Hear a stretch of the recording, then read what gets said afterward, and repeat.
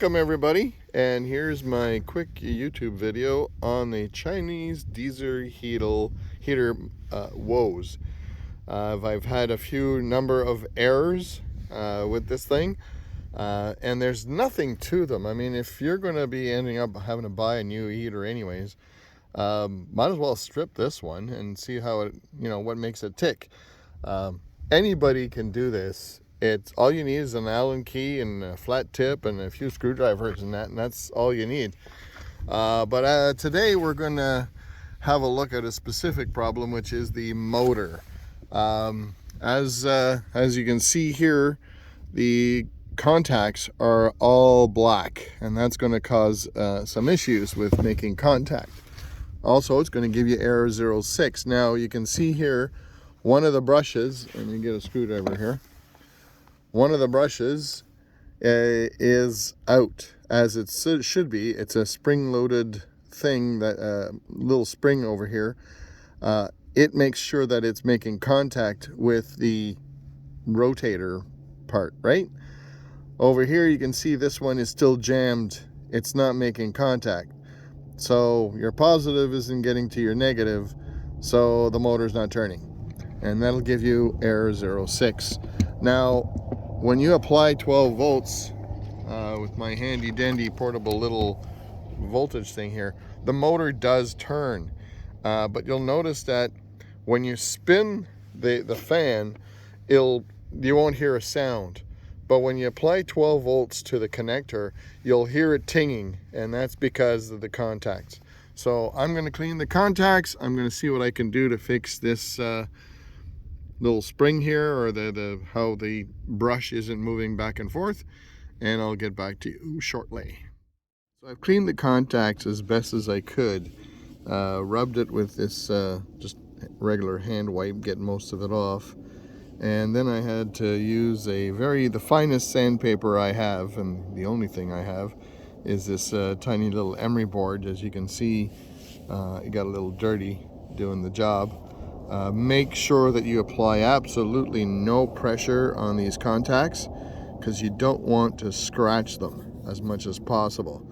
And of course, always go left to right, left to right, this way, so that it follows the pattern that the brushes make.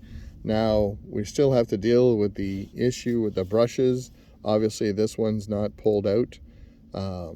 This one's spring-loaded, is working fine. You can see it. I can't hold the camera and do this at the same time, but no, it's too heavy. Anyways, trust me, it moves back and forth easily. The other one obviously does not. So let's see what we can do for that. While I have it set up here, let me see if I can show you what I'm talking about. See, this moves forward and backwards based on this little spring here. And this is your contact. And you see this one's not making, like, it's not moving back and forth. I have to push it forward and backwards. So I need to loosen that up a little bit. I'm not sure how I'm going to do that yet, but I'll get back to you. So upon further examination, I found that even after I tried to clean the little rectangle where it goes back and forth, I noticed that the plastic right here, I don't know if you can see it, right there and up here, looks like it was melted. So maybe it was spinning too fast, or the heat from the motor or something. But I put the little spring back, and it moved forward just a little bit. So it's still not free like the other one moves quite freely back and forth. But I think I managed to loosen it up a little bit just by cleaning it. However, definitely, I don't want to move the camera too much, but I think you guys can see how the plastic seems to have melted, where the other side is still in pristine shape. It's not deformed. Here you can see the top is a little bit deformed right here, and right there it looks like the plastic is melted.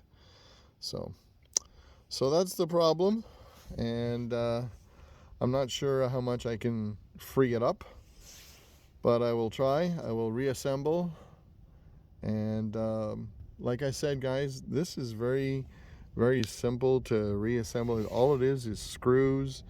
They do say that the notches cut or broken into the side of the fan that is used for the exhaust or the air intake. I do suspect that it is for wheel balancing and whatnot, but you know, so if you're going to take these off the shaft, mark the shaft and the little the center here of the fan, so you know approximately where to put it back when you put it back. Otherwise, a couple of screwdrivers and some patience. Just be very gentle when you get inside the motor like this. But other than that, the other parts, guys, very simple operation. Obviously, the brains in the bucket is that little board there. But other than that, you got the glow plug and the heat sensor, and really a motor. That's it. Easy, easy, easy.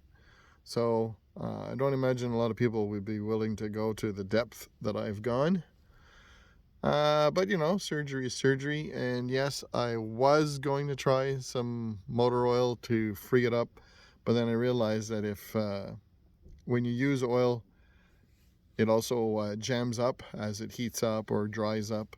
So no, I did not end up using that. And I do not recommend you use any oil or lubricant whatsoever.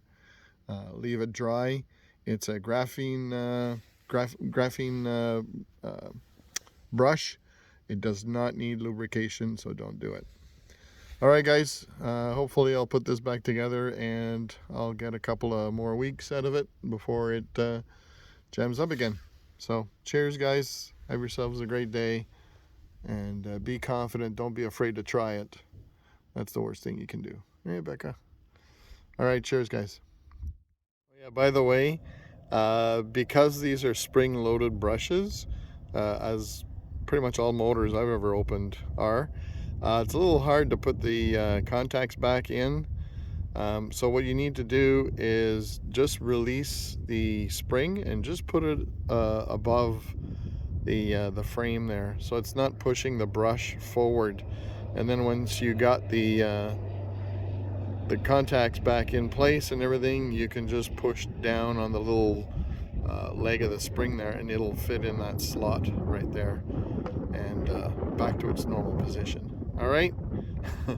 Thought that might be a helpful little hint when you're trying to put these things back together again. It's not obvious, but guys, just try it. Do it. Just do it. You'll do it. You'll see. It'll be fine. All right, guys. See you later.